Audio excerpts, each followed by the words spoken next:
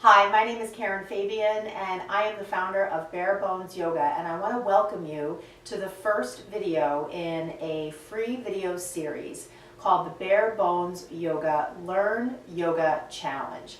And today is launch day and I'm going to be kicking off this first day of the challenge with just a little explanation of what the challenge is about. If you've looked at my two earlier videos here on my YouTube channel, you might be familiar with the reason that I'm offering this and what's behind it. But I want to just encapsulate a little bit about what I shared in those earlier videos here. So the Bare Bones Yoga Challenge is an opportunity for you through a series of 3 videos as well as online classes to learn more about how to do key essential yoga poses. This is not going to be a video series where we go into really complicated postures, but rather we're going to look a little bit closer from an alignment perspective and an anatomy perspective at some of the key postures that you'll get in a multitude of yoga classes. These are postures that are highly accessible and have a lot of benefit, but often are only explained from the perspective of alignment, which has to do with the shape of the pose. So because my specialty is anatomy, I'm going to go into a little bit more of the anatomy. And my hopes in doing that is that as you go into class from this video series and the learning you gain, you'll have a better understanding, regardless of whatever class you go to, as to how to create a steady and strong posture. I think a lot of people go into yoga because they want to get more flexible. But one of the things I like to keep in mind is to look at yoga as a system of movements that helps us not only to gain flexibility, but also to gain strength and also to increase the range of motion. So when you look here at the skeleton and you look at the joints, you know there are a lot of them, but let's just take the hips and the shoulders for instance, hips and shoulders. You can imagine that over time with limited movement or with age or with repetitive movement, let's just take hunching for instance, we start to limit the range of motion in key joints. And so it's helpful to use something like yoga as a way to keep the movement healthy and to keep the movement full in terms of the range that is able to be achieved in a healthy body. So I want you to just kind of have that as the mindset as we go into this challenge. So through these series of free videos, I'll be breaking down key poses, and throughout each video I'm going to refer to the Bare Bones Yoga Guide to Anatomy, which is a manual, a 200-page manual that also breaks down the poses, as well as goes into the anatomy associated with yoga practice. I'm also going to be referring to concepts from my latest book called Structure and Spirit, which is both an exploration of the anatomy of the practice as well as the spiritual side, because even though anatomy is my specialty, we can't forget about the other aspects as well. So throughout the video I'll be referring to things from here, and because you're participating in the challenge, I'm going to offer one viewer for every video a free Structure and Spirit book. So I'll tell you at the end of the video how you can enter to get a free book. But I'm also going to give every single viewer an opportunity to get both of those books at a discount, and I'll tell you about that at the end. In order for you to participate in the challenge, it's helpful to have the PDF guide. And to get that, all you need to do is go to my Facebook page right now, or my Twitter page, Bare Bones Yoga, and you can look at the latest post and download this PDF guide. I'll also actually include a link here on this video so you don't have to travel off this page. So along with this video, I'll include the link to the lead page that'll give you access to this guide. This guide will break down all the poses we're going to do by video, and it'll give you the link to the books. And again, at the end of the video, I'll tell you how to get the special deals on them. And it will also give you the link to the portion of my website where I have online classes, and these classes are only $10, and so it'll give you an opportunity to download an actual full-length yoga class and begin to apply all of what you've learned by participating in this challenge. So again, the Bare Bones Yoga Learn Yoga Challenge, I guess, is a little bit less of what you might think a traditional challenge is. So a lot of the fitness related challenges we hear about are things like how many of this can you do, or how long can you hold that, or can you lose weight, and that kind of thing. And there might be a time and a place for that. But what I'm challenging you to do if you're new to yoga is to begin a yoga practice. What I'm challenging you to do if you've been practicing for a while is open your mind maybe to some new insights into the individual poses. What I'm challenging you to do if you're a yoga teacher is, again, or along with the earlier comment, to open your mind to maybe new ways of explaining some of these postures. So much of yoga teaching comes from learning from our mentors, and a lot of the information is kind of passed down and passed down and passed down, and sometimes it's helpful to look at things from a different perspective. And as we bring the anatomy in, and one of the things that I like to do is really comment during class on the practical application of a lot of what I'm sharing with students, so that they can bring what they're learning on the mat out into their life. So if we just take that earlier example of hunching, when you're in class and you're doing something that might open the shoulders, I might comment to the students about how this particular thing we're doing right now would be helpful for you to do as you're at work. Maybe throughout your day, several times, get up and do this particular thing. So making that connection between what we're doing here and how we live our life and the movements we take in other aspects of our life really is the key to getting back to what I was talking about earlier, creating healthy movement, keeping healthy range of motion, having a good balance in the body between both strength and stretch. Okay, so that's the introduction. I'm not going to go into that in that much detail in the subsequent videos, but I wanted to start this first one with that background. So this is video number 1. It's, if you're looking at the guide here, it's introduction and initial poses. So the 3 postures we're going to be going over in today's video are child's pose, ragdoll, and mountain pose. So let's get to the first one. So if you've been to a yoga class, you've probably been asked for the very first thing you do is to come into child's pose. So let's kind of just do it. So the typical way that it's taught is the knees are down, the big toes are together, the knees are separated, the head's on the ground, and the arms are extended out. So you might look at this particular shape and you might think, wow, that looks awesome, looks really comfortable and relaxed. For some students, when they come to their very first yoga class and they do that, they can do it without any difficulty. But I want to point out 2 particular things that you might not have thought about, which is, number 1, from the perspective of the shape itself, let's look a little bit at what's happening. So because the hips are flexed, right, so we're not stretching the hip as we are here, but we're drawing the thigh closer to the body. So we're shortening the hip flexors. So these are muscles that pull the thigh in, similar to what we'd see if we're running or walking even a little bit, but mostly in things like running or rowing or cycling. And one of the big ones is your psoas. And it can get pretty tight. It starts on the low back and it ends on the top of the thigh. And so we're contracting that muscle. So if we're contracting that muscle, we have to be stretching something else. And in this case, we're stretching the gluteus maximus. And that's a big muscle on the back of the body that's responsible for lengthening those hip flexors, right? So lengthening the psoas contracts the opposite muscle, or the muscle that does the opposite, which is the glute max. And that muscle can be kind of tight for people too.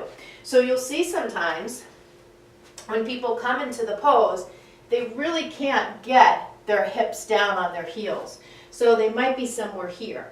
And you can notice then what happens is the whole emphasis of the posture directionally is shoved forward. So it kind of looks something like this.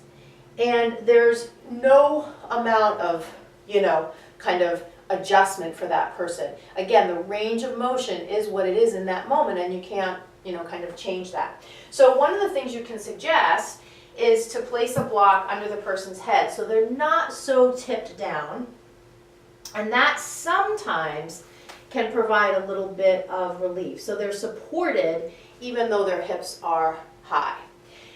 Another thing that you're seeing in this particular pose is, again, traditionally the knees are separated. So this is now talking about things like opening the hips, similar to what we'd see in a squat. So we're contracting the muscles at the back of the pelvis that are responsible for that. And sometimes those muscles can be a little bit tight. So another adjustment you could make is to bring the knees in, and that sometimes can help alleviate that. You can even have the person stay upright, or again, use a block under the head. So those are some modifications for child's pose that really bring into play the anatomy and kind of explain a little bit about what's happening. Now I will say for some students, and it doesn't really have to do with age per se, but in my experience I've seen it mostly with older students, is that it's hard for them to be on the knees. It's pretty uncomfortable. And sometimes that can have to do with some wear and tear on the cartilage and the meniscus and just some of the joint support itself. So it's a little bit more like knee on the ground feeling. So you could have them put a towel under their knees, but you could also just suggest that the person come onto their back and hug their knees into their chest. And you'll notice this is the same exact thing, just flipped over. And this brings up a really, really important principle, which is that oftentimes all we need to do, or one of the things we can do to create a customization for somebody, is just change their relationship to gravity. So if I face the ground, I might have a particular issue or problem. If I just turn it upside down, that problem might go away. So the other aspect I want to bring into play when it comes to child's pose is, why do we even do it? Child's pose is typically known as a resting posture, a place for people to kind of catch their breath. You'll go into class and teachers will say things like, as we're practicing, if you want to rest, come into child's pose. And I think that's a nice alternative to the person just kind of standing there on the mat and being overwhelmed. It gives them something specific to do. And when you're a new student, sometimes you want to know, here I am in my first yoga class, oh my God, I'm really worried. What if I get too overwhelmed? What am I going to do? So it can be nice for teachers to say that, just to kind of help new students out with an idea. But the other aspect of it is that it is somewhat grounding. And when you think about students coming to class, regardless of their experience, really regardless of what time of day it is, these days everybody is so busy. So it's nice to give people a chance to do something first, to give them a moment to ground their mind, to center their mind, so they can kind of relax a little bit, clear their mental slate, and then begin the practice in a more active way from there. One of the things though that I want to point out is that because kind of culturally most of us are hunching all day over our computers and phones, it is a little bit odd to me that we then bring them into yoga class and the first thing we do is have them hunch down towards the ground. So I'm not overly hung up about this, but I do want to offer you, as a student, as a teacher watching this, an alternative which takes into account that idea, and that is starting students on their back. And again, even for yourself, if you're going into a class and you just don't feel like doing child's pose, you can always feel free to do something else. You might even just set your feet on the floor and do something here, which is much more open through the front of the body, gives you, the same amount of stability, the same ability to kind of take a moment, relax, clear your mind. So I just want to offer that alternative, and I want to make the connection between the anatomy and what we're doing in child's pose, and how you might, as a teacher, start to think a little bit critically about, even though I've been taught, start with child's pose, start with child's pose. Now that I know a little bit more about anatomy, I'm going to start to kind of think a little bit on my own and maybe offer something different. And here's why. And I think it's really, really important for teachers when they do make changes in some of the traditional things to have a reason why, because very often you'll get asked from your students, why did you change that? Why did we do it that way? And it's always great, obviously, to have a reason why, rather than just saying, well, this is how I was taught. And that kind of rationale and explaining what we're doing and why we're doing it and the anatomy behind it is going to be infused throughout all these videos I give you because I really firmly believe in that approach. So that's your child's pose. That pretty much kind of encapsulates some alternatives to do for child's pose, what's happening in child's pose and why we're doing it. So let's go to the next posture, which if you refer to the guide is Ragdoll. So Ragdoll is kind of the yoga-like term for it, but anatomically speaking, or just in terms of the shape itself, we're really talking about a forward fold. So something like this. Okay? So if we're looking at that shape anatomically, let's think about what's happening in terms of the legs and the hips. So the hips are again in flexion, right? And we're lengthening the muscles in the back of the leg, primarily the hamstrings. So as we come down and take that bend and flex the hips and lengthen the hamstrings, which are primarily responsible for bending the knee or flexing the knee, if there's some limitation back here, it's going to be hard for the person to fold. And the common customization or modification to take that challenge into effect is to bend the knees a little bit. And so if you think about the hamstrings beginning on the sitting bones, which are back here, little knobby things at the base of the spine, and they insert down on the knee, and they're responsible for bending the knee. If they're really super taut and tight, bending the knees will give them a little slack, and then the person can maybe get into a little bit more of a forward fold comfortably. One of the things though that we'll see in people with tight hamstrings is they really don't have an ability to fold completely. So they'll end up somewhere here. And this is oftentimes because, again, the hamstrings are tight, and so you'll see now a lot of flexion in the spine itself.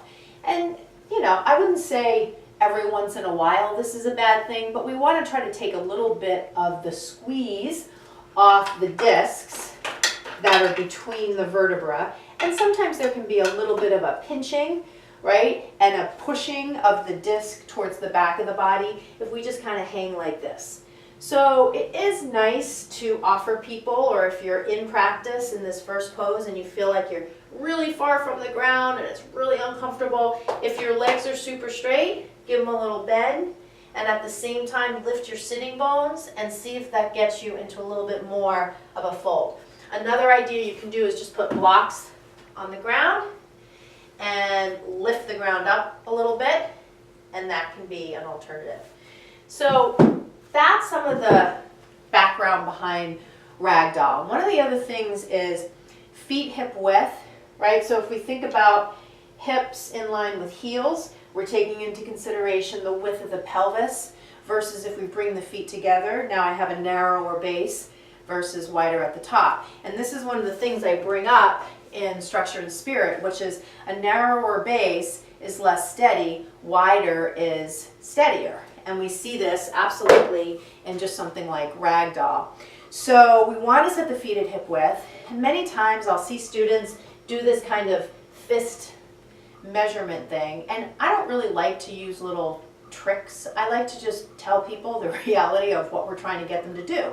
So rather than use your fists, I want you to understand, you know, what we're looking for. We're looking for an alignment between your hip socket, right, so where the femur articulates with your pelvis, and your outer ankle. So I wouldn't want to be here, and I wouldn't want to be here, and I wouldn't want to be here. I want to get that alignment. I don't want you to measure with your hands or use some other kind of trick. I want you to understand the anatomy. So if I align here to there, that's your hip width. Now, one of the other things that sometimes happens is the knocked in knees. So you want to try to keep the knees centered so that you don't kind of undo or unduly do some wear and tear on the medial or the inside aspect of the knee or the lateral aspect. So not only are we looking for hip width, we're also looking for alignment straight down rather than in or out. I would never recommend to someone that you force yourself into alignment, but it's something to keep in mind. And as we think about as the body moves throughout the day, we're unconsciously doing a lot of these little things that are taking us kind of out of this baseline anatomical position. And then we come to yoga and we focus on alignment, and we might start to see, wow, my natural stance is that I do knock the knees in, or I hyperextend the knees, which is beyond straight. So these are just little things we start to learn about the body, and one of the reasons why yoga is so great, because it helps us make those corrections, give the body a taste of just neutral, right? Just like neutral in your car, just neutral, and start to create some better balance there. All right, so that's your ragdoll. And then the next posture is mountain pose. So this, again, typically comes up in the beginning of practice. And this is your Tadasana posture or mountain pose. And similar to child's pose or whatever alternative you're using, it's your chance to kind of catch your breath, come into your body, feel your feet, you know, whatever kind of metaphor speaks to you as a way to clear your mental slate. You've moved a little bit, you've done a couple of things, and now you're ready to progress into the more active phase of the practice. Typically, you know, again, this posture is done with the inner edges of the feet together, but I want you to, you know, start to kind of think a little more critically and a little more anatomically, especially if you're a teacher, but you know, also if you're practicing yoga, to think about, am I comfortable, right? So as I ask people as a teacher to come into mountain pose at the beginning, if I look and they seem a little uncomfortable, I might say, you know, you can always step to hip width. I've explained in Ragdoll what that is, so they might not even need to look. They might be able to just feel, are my hips over my heels? And so keep in mind, mountain pose can be done either way, and it gives your students a chance to kind of take a moment, relax the shoulders. This might be what you do before you start class with 3 ohms, and then you proceed into your practice. So this is the end of video number 1. Again, this is introduction and initial poses, child's pose, ragdoll, and mountain pose. So let me get to some of the special offers. I'm going to pick at random one person who comments on this video here, and I'm going to send them my Structure and Spirit book for free. So add a comment, and you might be one of the lucky folks that gets the book sent to you for free. When you add your comment, I will write you back, and then we can correspond via email, off YouTube, and set up arrangements for me to mail this to you through the mail. The other thing that I'm going to do is, for everybody watching this video, I'm going to offer you the Bare Bones Yoga Guide to Anatomy, which again breaks down all of the poses inside the manual. It gives you a whole bunch of additional information about the anatomy as well. You can read more about it on my website, barebonesyoga.com, and the link for that and for the book is actually on the PDF. So this normally sells for $65. I'm going to offer it to all viewers of this video for $50. I'm also going to offer everybody watching this video, rather than going on to the book page on Amazon and purchasing this for $31.99, I'm going to offer it to you for $26.99. And so to get either of these books at a discount, all you need to do is send me an email, Karen@barebonesyoga.com. So every video that I do as part of this challenge, and there are 8, I'm going to be giving away one Structure and Spirit book to someone who comments on the video itself. Everybody watching each video is eligible to purchase both of those books, one or the other maybe, at a discount just by emailing me to Karen@barebonesyoga.com. So my website, barebonesyoga.com. Lots of free downloads on the website, including a sequencing template for teachers right on the home page. I'll include the link to the guide here on this video as well. So if you don't have it, you can download it right away. So we're at the end of video number 1. Let's continue with video number 2, which I'll post in the next day or so. Bare Bones Yoga Learn Yoga Challenge. Again, my name is Karen Fabian. Thank you for watching, and namaste.